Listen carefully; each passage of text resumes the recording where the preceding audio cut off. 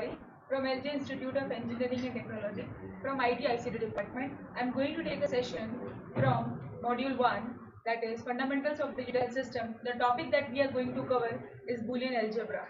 Okay, in Boolean, from the word itself, Boolean means only two values, that is 0 and 1. So 0 stands for low value and 1 stands for high value. So in digital electronics, we can say that digital means only two values, 0 and 1. Now with respect to 0 and 1, we have two concepts based, or we can say that two rules based on it. So in the Boolean algebra, the rule starts with the first form. First of all, we should know how many variables the function is comprising of. So if I am talking about a function, function needs variables, variable needs values. So it is a total, we can say, dependency between the value and the variable. If we are talking about the variable, if we are taking two variables, then we will have four possible combinations. Now, how this is being defined? This is defined by the formula, that is 2 raised to n. N stands for number of variables and 2 raised to n will give the number of possibilities possible with that variables. Now, if I am talking about two variables, so we will have four possible values. Now, these four possible values will have only two values inside it, that is 0 and 1. So 0 stands for low and 1 stands for high. Now, the second foremost rule for the Boolean algebra is the complement. Now, what do we mean by complement? Complement means, suppose you are taking one base. If I am talking about the base binary, its base is 2. Now, if I am taking complement with the base, we'll see what the universal set comprises of. Depending on the universal set, the complement value of a variable is being taken. Now, if I am talking about complement means its negation, its inverse. So, if I am taking a variable b and its value is 0, so its complement value will be 1.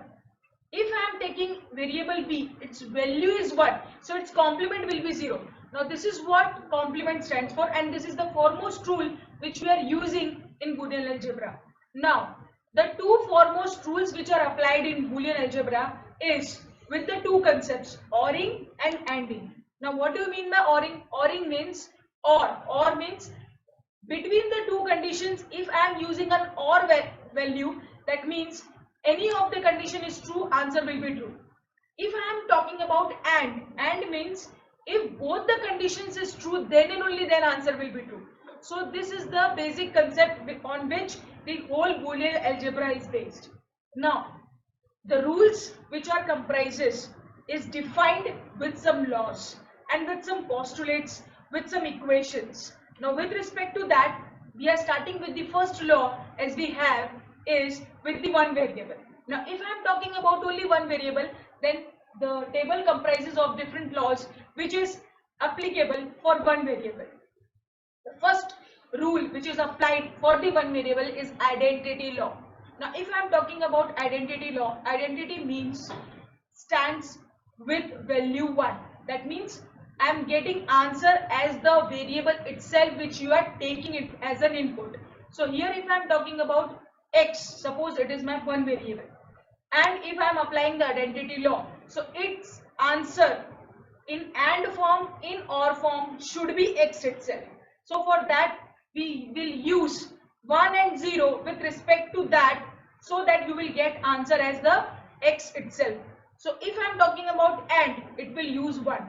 If I am talking about OR, it will use 0, because 1 dot x answer will be x and 0 plus x answer will be x, because identity means the variable which you are using it will get the same as an output. Okay. The second law which you can apply for one variable is null law. Now, null law means whatever variable you are applying it, you are getting opposite of it. That means 0 dot x. So answer will be 0, because here x comprises one value. So if I am talking, if I want this also answer in the form of OR form, then it will be x plus 1. Answer will be 1, not x. So this is the null law which comprises of the two variables 0 and 1 with AND and OR. The next law that is applicable for the one variable is idempotent law and inverse law. Idempotent law is the same law as the identity law itself. You will get the same variable as you are inputting into the system. So x dot x, if I am talking about dot product, that is AND form, you will get x dot x as the form and you will get answer as x itself. Here x dot x doesn't give output as x square, it gives x itself because its boolean value 0 and 1. The same thing comprises for the plus also. So x plus x doesn't give answer as 2x, it will give x itself because it's boolean. Now if I am talking about inverse, inverse means opposite. Opposite, if you are applying it, that means if I am taking x, its opposite value should be taken with and with or. So if I am taking in and, that means x with x bar, it will be dot, that means x dot x bar, answer is 0. And if I am talking in OR form, that is x plus x bar, answer is 1. So this is what inverse law is. After one variable concept with law, will have two variable, and with respect to two variable, you will have different laws. The first law which is applicable for a two variable is commutative law. Commutative law means the expression you are applying for the variable, it will give the reverse of it and it will answer will be the same. So x dot y, answer will be y dot x. It will be same, both the answer will be same. The same thing if I am applying for the OR form, x plus y, answer will be y plus x and it will be same. The same thing, another law applies is associative law. Now associative law will have the property as all the values, if you all the variables that you are using it in the form you are taking it, that all forms should be same. That means if I am using the associative law in AND form, then it should be common for all the terms. It should be dot only. If I am talking about plus, that means OR, then all the terms comprises only plus form. It will not comprise of dot form. So this is what the associative law property is, and it should obey it, then and only then you can apply it. So here associative law means, suppose I am taking an example in dot form. So x dot y dot z. Okay, if you are taking it and you are applying dot product in it. So what you can have it. That means if I am doing x dot y first and you are doing dot z after it, it will be same as x taking as it is and yz doing first and then multiplying with it with x. You will get the same answer. So this is what associative law is. After associative, you are having distributive law.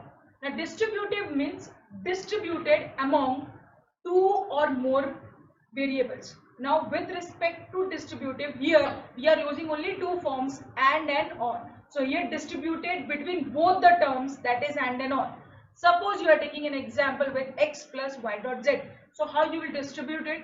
X plus y as one term, dot x plus z as another term, and in middle it is dot. This is what distributive law is.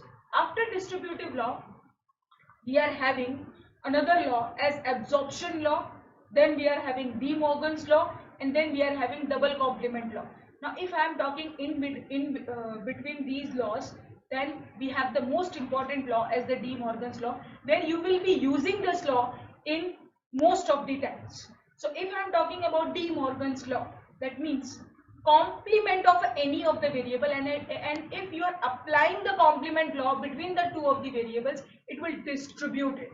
How you will distribute it? Suppose x dot y whole bar is there and you are applying complement on it, means you have to apply it on both the terms. So how you will do it? First of all, the dot will become plus, okay, because it will become complement. And if you are taking x dot y, means x doesn't have complement, but it will come because you are removing the complement above it. So you will get x bar plus y bar. The same thing if you are taking in plus form, that means x plus y whole bar. So what it will be do? Plus will become dot. So we will get x bar dot y bar. Okay, so this is what De Morgan's law is in detail with proof of RHS equal to LHS. We'll see after this. Okay, here I am just giving what the law is, what it stands for, and what is the LHS and what is the RHS.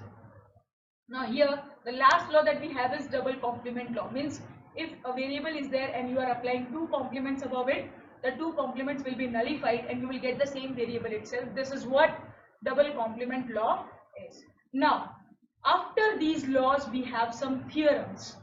Theorems is with respect to proof. When you are having the proof, then you can directly use this consensus theorem in your simplification in order to simplify any of the function. Now, if I am talking about consensus theorem, then it stands for, that is xy plus x bar z plus yz, means the form should include minimum 3 variable. Now, with respect to 3 variable, your statement should comprises of this form only. That means xy form, that is plus x bar z plus yz. If I am talking about with the variable abc, so it will be ab plus a bar c plus bc. So this form should be there. So what it will be give as an answer as xy plus xz. Now how you will get it? So here the proof is been given and I have taken with ABC form and the question is in the form of xyz. So you can relate it and you can have the proof also. Now with respect to proof here, what it comprises of the LHS form, the 3 terms. We have to decrease these 3 terms with respect to 2 terms. So here, now if I am decreasing it, that means you have to suppose something, because here any of the common thing is not possible, means any common part is not coming out. So here you have to suppose something which is there and you are supposing it with the form of variable only. Okay, you cannot add anything.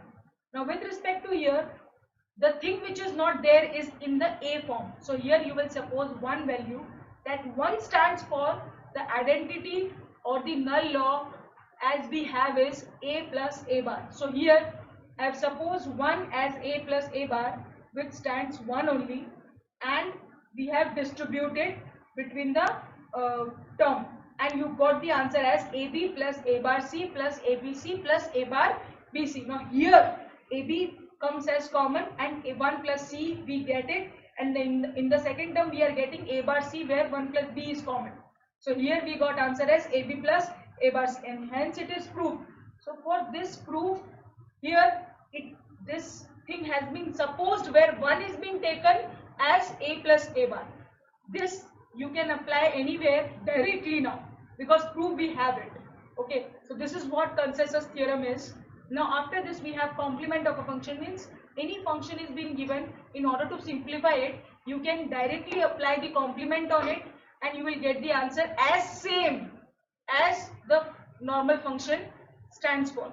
Okay, so this is what complement of a law is. After this we have De Morgan's theorem, and this De Morgan's theorem comprises of proof here with the help of a truth table. I have already given the statement itself, that is if x plus y whole bar it is, answer will be x bar dot y bar.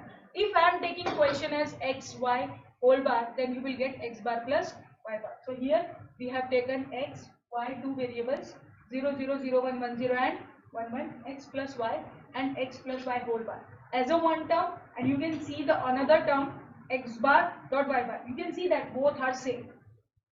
So here with respect to truth table also it is proved, and with respect to equation also it can be proved.